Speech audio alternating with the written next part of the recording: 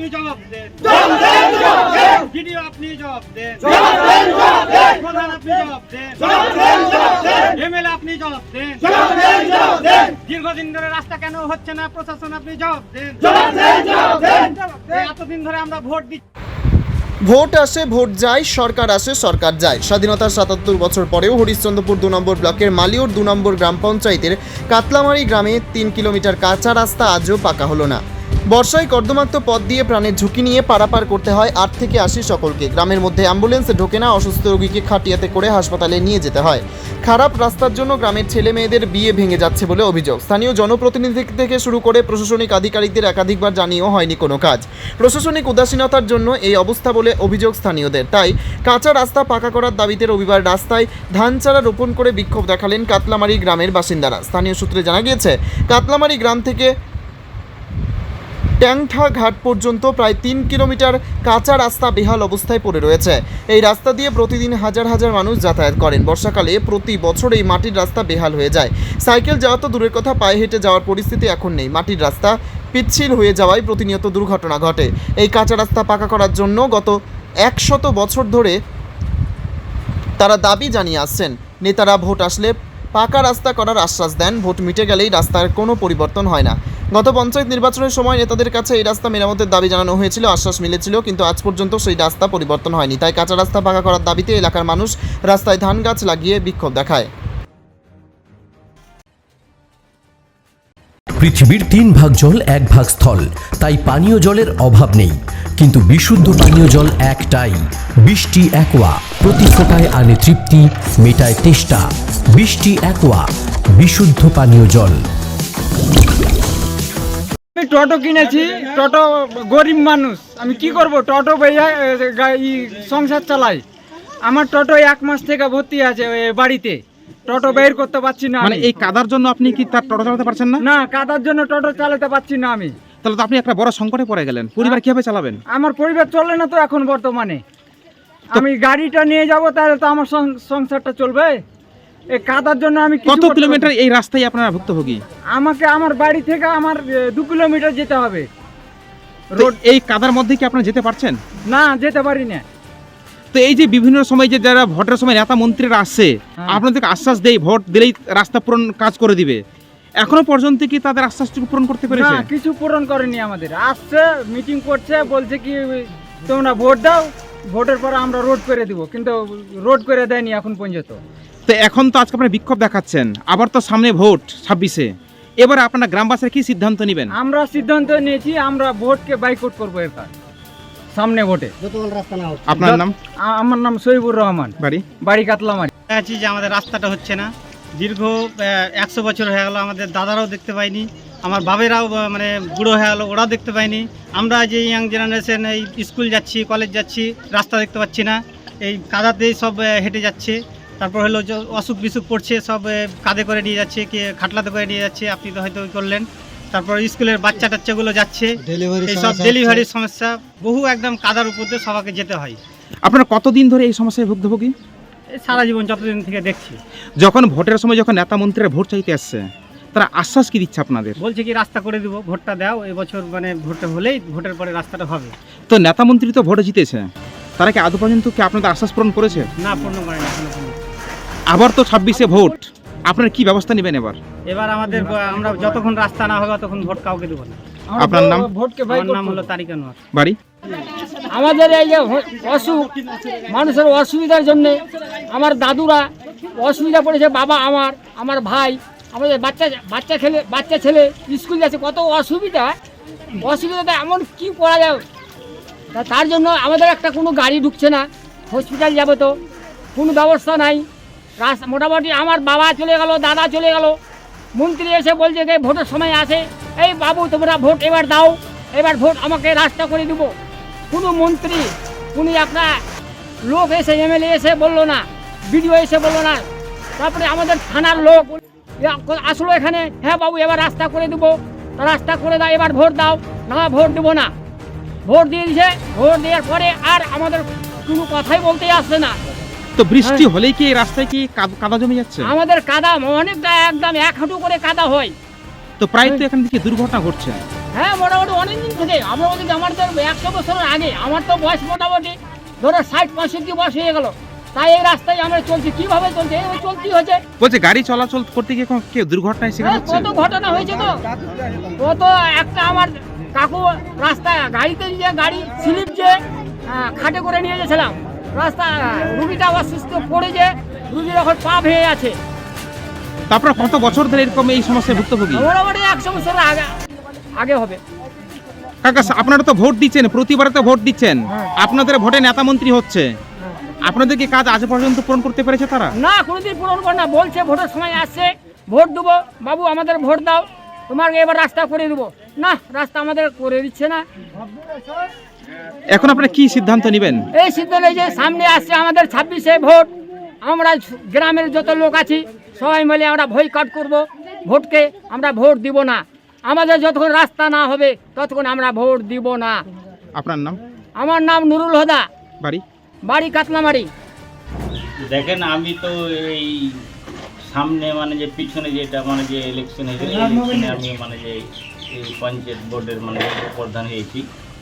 এই উপপ্রধান হওয়ার পর আমি মানে যে চেষ্টা করেছি, বলাকে গেছিলাম পঞ্চায়েতে আমার প্রধানকে, আর প্রধানের যে অফিস স্টাফ আছে ওদেরকে জানাইলাম। আমাকে আমার প্রধান সাহেব বললেন কি যে আপনি এই নাম্বারটাতে কল করবেন। নাম্বারটা হলো 91-370 91-370। এই নাম্বারটাতে ফোন করে আমি জানাচ্ছিলাম। যা হোক, ওরা বলেছে রাজ্য থেকে আমাকে, রাজ্য মমতা, ওই কলটা বলছে মমতা ব্যানার্জির নাকি কল নাকি। তো ওইখান থেকে যখন আমি কল করে রেজাল্টটা পেলাম, বললে কি যে আপনার জেলাতে আমি খবর পেয়ে দিয়েছি, জেলা থেকে বোলাকে। তো বোলাক থেকে আমাদের এনএস সাহেবকে ইনকোয়ারি করতে পাঠালছিল। কতদিন আগে ইনকোয়ারি হয়েছে? মোটামুটি 3 মাস আগে, ঠিক আছে, 3 মাস আগে ইনকোয়ারিটা হয়েছিল। তো উনিকে আমি রাজ্যতে জ্বালাচ্ছিলাম মোটামুটি আমাদের কাতলামারির উত্তর মাথা থেকে। তো এনএস সাহেব কত দূর যায়নি, এই মসজিদ পাড়া থেকে কালভিট অব্দি মানে যে ইনকোয়ারি করে গেছে। উনি আমাকে বলেছে কি যে 90 লাখ টাকার মতন আমি টেন্ডারটা পাঠালাম। এখন কত দূর কী হয়েছে এখন অবধি আমার জানা নাই। আর গ্রামবাসীরা অভিযোগ করছে যে তারা অনেক বছর ধরেই সমস্যায় ভুগছে। আপনাকে বারবার জানানো হয়েছে, প্রধানকে জানিয়েছে, এমনকি ভিডিও পর্যন্ত জানিয়েছে। শুধু আশ্বাসটুকু মিলছে কিন্তু কাজ হচ্ছে না। আজকেও আপনি সেই আশ্বাসটুকু দিচ্ছেন, কিন্তু আদৌ কি কাজ হবে মনে হচ্ছে?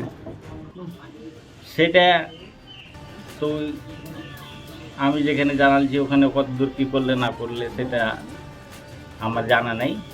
কিন্তু আশা করছি কি যে যখন গ্রামের লোকজন বিক্ষোভ দেখাচ্ছে তখন এটা রাজ্য সরকার দেখবে কি যে না অসুবিধা আছে। ডেলি এখানে দিয়ে মোটামুটি এখন কাদার জন্য আসে না, 10 থেকে 15,000 লোক ডেলি আসা যাওয়া করে।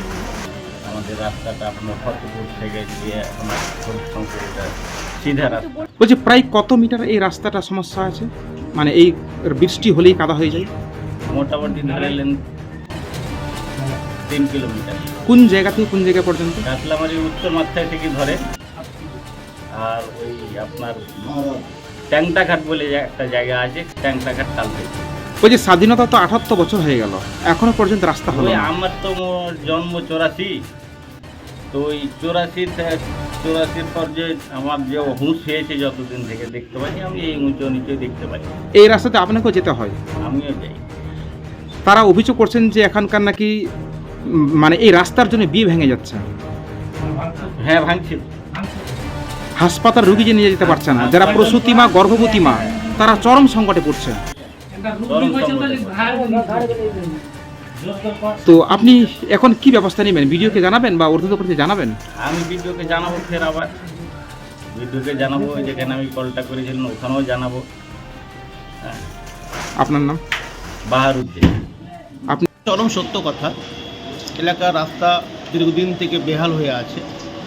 এটা আমাকে এলাকার মানুষ বলেছিল, আমি এটাকে নিয়ে প্রশাসনের কাছে আমি দরবারও করেছি, তবে এখনও কাজটা করে উঠতে পারিনি।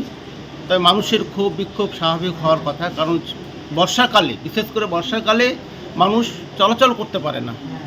এই চলাচল করতে না পারার কারণেই মানুষের মধ্যে একটা ক্ষোভ বিক্ষোভ জায়গা দিয়েছে। আমি পুনরায় আবার জেলা পরিষদকে এই রাস্তাকে সামনে রেখে আমি আবার ডিএমের সাথে সভাধিপতির সাথে আমি আলোচনা করে যত শীঘ্রই পারি, যত দ্রুত পারি সেই রাস্তাটার সংস্কার করার চেষ্টা করি। আপনার নাম? আমার নাম আমিনুল হক, আমি হরিশ্চন্দ্রপুর 3 নম্বর ব্লকের 16 নম্বর জেলা পরিষদের সদস্য। প্রবলেম খুবই অসুস্থ, শরীর খারাপ হয়ে গেছে, এখন বাঁচাতে হবে। হরিশ্চন্দ্রপুর আমরা হসপিটাল নিয়ে যাচ্ছি। এখন কি করব, অ্যাম্বুলেন্স ডেকেছি, অ্যাম্বুলেন্স আসছে না, এত কাদার জন্য মানে খুবই রাস্তা খারাপ হয়ে আছে। এক হাঁটু কাদা, দেখতে পাচ্ছেন আপনারা কিরকম হয়ে যাচ্ছি আমরা এখন। এখন রুগীটাকে এটা বাঁচাতে কোন হবে। গ্রামের রাস্তা এটা? এটা হলো কাতলামারি, হরিশ্চন্দ্রপুর কাতলামারি। আপনারা এই রাস্তা নিয়ে কতদিনের সমস্যায় ভুগছেন? এ মোটামুটি প্রায় 10 বহু দূর থেকে, কিছু হয়নি তো, না কোনো পাথর পড়েছে, না কিছু ইট পড়েছে, কিছু পড়েনি।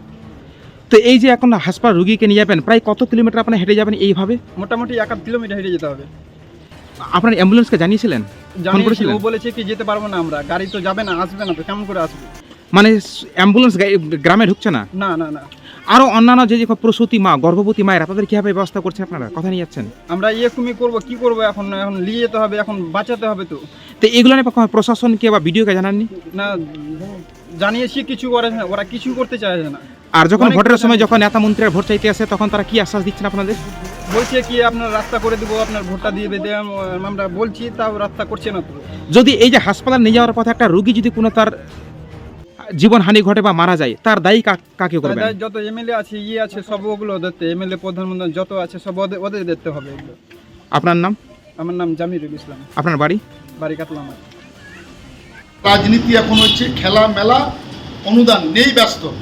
প্রাকৃত পরিবেশে মানুষের জীবনযাত্রার যেটা সবচেয়ে গুরুত্বপূর্ণ, রাস্তা, বিদ্যুৎ, পানীয় জল, স্বাস্থ্য, এগুলোর ক্ষেত্রে কোনো সরকারের কোনো খেয়াল নেই। তাই প্রত্যেক জায়গায়, এখানে শুধু না, প্রত্যেক জায়গায় বিক্ষোভ হচ্ছে। এখান থেকে চাঁচল গেলে তার রাস্তা বেহাল, এমন অবস্থা হয়েছে যে মানুষ তার বাড়ি থেকে বের হওয়ার কিছুর মতো অবস্থা তাদের নাই।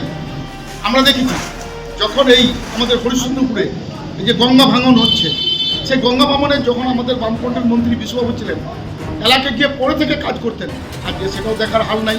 হরিশ্চন্দ্রপুরে মনে হচ্ছে এখানে কে নেতা, কে মন্ত্রী, তার কোনো উন্নয়নের কাজ নাই। তাদের নিজেদের মধ্যে মারামারি, ভোট লুট ইত্যাদি করার জন্যই তারা ব্যস্ত। তাই মানুষ তাদেরকে মানুষের রায় পছন্দ করতে হচ্ছে না, ভোট লুটের রাজনীতিতে যেতে হচ্ছে। আগামীতে নিশ্চয়ই মানুষ ভাববে এবং এদেরকে পরিবর্তন করার ক্ষেত্রে পশ্চিমবাংলার মানুষ সচেতন হবে। নদিয়ার সবথেকে বড় English medium school JRS public school প্রায় 35 বিঘা জমির ওপর গড়ে উঠেছে বিশাল ক্যাম্পাস। নার্সারি থেকে শুরু করে উচ্চ মাধ্যমিক, ITI college, law college, B Ed college, ভর্তি চলছে জেআরএস পাবলিক। ব্যালকনি বা সিঁড়ির রেলিং, মডিউলার কিচেন বা ড্রয়িং রুম, এক কথায় আপনার স্বপ্নের বাড়িকে করে তুলুন আরো সুন্দর। Chakdah ply centre, gorgeous look বা কোয়ালিটি সবে 3 number 1 Chakdah ply centre. Chakdah ply centre, KBM, Chakdah, Nadia. কোথায় ইনভেস্ট করবেন, কেন করবেন বুঝতে পারছেন না তো? সঠিক গাইডলাইন পেতে আজই আসুন নদিয়ার চাকদাতে নিবেদিতা প্রাইভেট লিমিটেডে। Nibedita private limited, marketing and distribution service. Chakdah aluminium centre, ply, কাঁচ, laminates, kitchen fittings, door lock, window ও অ্যালুমিনিয়ামের খুচরো ও পাইকারি বিক্রেতা। Chakdah aluminium centre, Purbalalpur 50 number রেলগেটের পাশে, চাকদা, নদিয়া। হোমওয়ার্কটা করেছো? হ্যাঁ স্যার।